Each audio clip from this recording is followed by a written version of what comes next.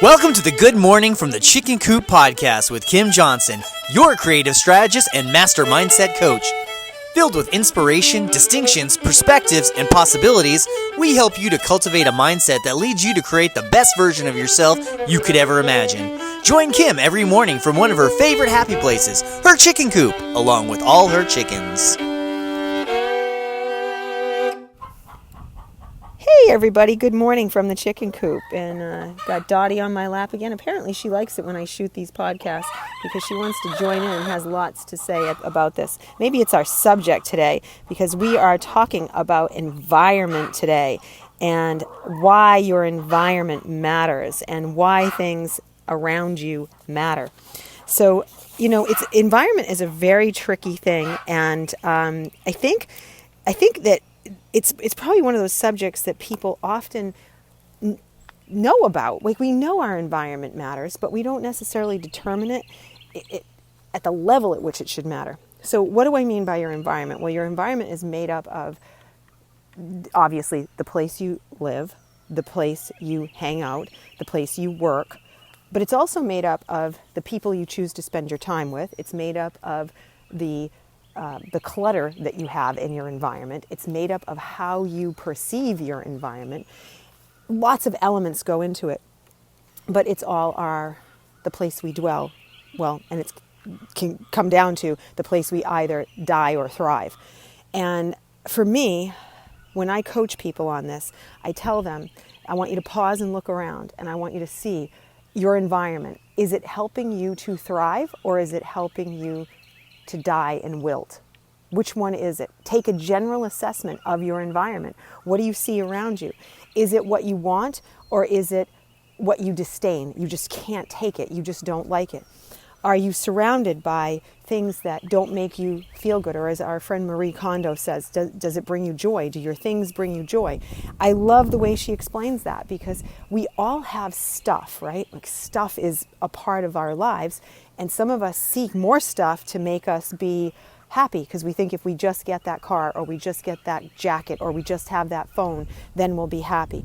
But as you've heard me say in other podcasts, happiness is a choice. You can always choose to be happy, regardless of what's going on around you. It's one of the things I loved when I visited monks in Thailand. It was so eye-opening to see how they have nothing, and yet they're always happy.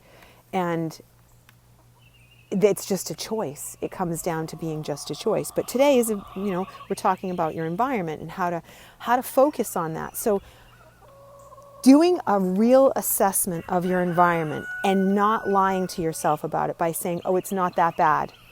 If you have to question it, it's probably worse than you're willing to admit, which is a general rule of thumbs that you should follow. Is if you're questioning something like that, and you're really like saying, oh, it's not that bad, and you're trying to use softeners, it's probably worse than you want to admit.